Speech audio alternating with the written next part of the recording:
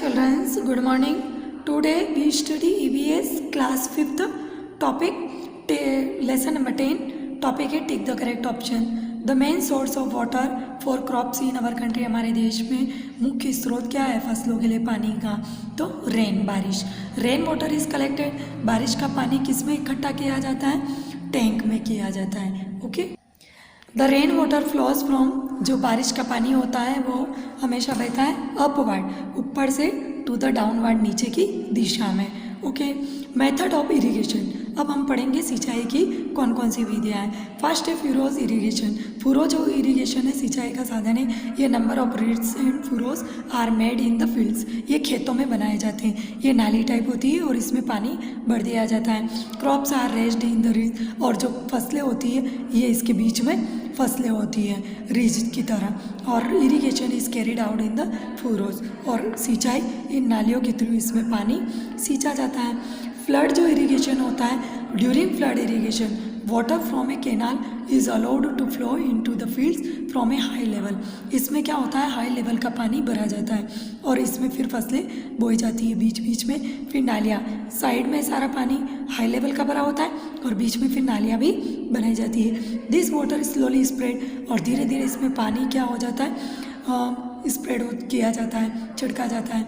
और fields depending upon the slope of the land, और ये किस पे डिपेंड होता है, स्लोप के आधार पर, किसका स्लोप किधर, इसका ढलान किधर है. This method is used only in place, और ये जो मेथड है उन स्थानों पर उपयोग में किया जाता है जहाँ पर lot of water is available, जहाँ पर पानी बहुत अधिक मात्रा में होता है. नेक्स्ट है स्प्रिंकल इरिगेशन, छिड़काव वाली सिंचाई. इन स्प्रिंकल इरिगेशन यानी कि छिड़काव वाली सिंचाई में water is spread on standing crop in the form of artificial rain.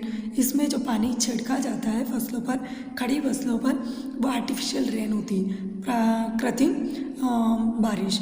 Water is distributed through pipes, इसमें जो पानी होता है वो पाइप के थ्रू डिस्ट्रीब्यूट किया जाता है. हैव रोटिंग नोजल्स, और इसमें रोटिंग नोजल्स लगे होते हैं ऑन टॉप पर, ऊपर. और pumps are fitted with the system for lifting water, पानी खींचने के लिए पंप को फिट किया जाता है.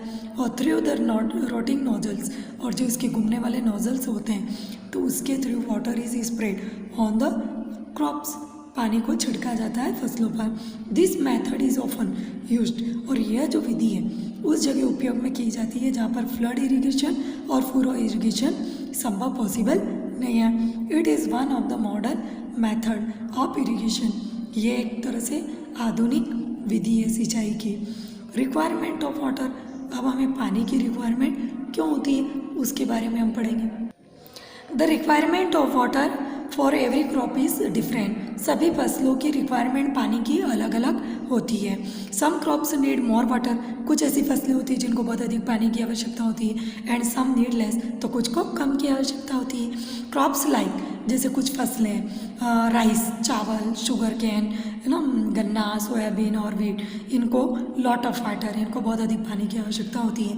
The fields in which rice crop is growing should be completely filled with water, जब भी चावल की खेती की जाती है तो उसको पूरी तरह से पानी से भरा हुआ होना चाहिए उस फील्ड को, खेत को. और पीज है जैसे मटर, ग्राम, अनियन और कुकुम्बर, इनको लेस अमाउंट ऑफ वाटर, इनको कम पानी की आवश्यकता होती है. द फार्मर्स मस्ट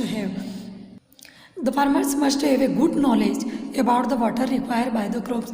एक किसान को ये पूरी तरह से अच्छा नॉलेज होता है उसको कि किस फसल को कितने पानी की आवश्यकता है.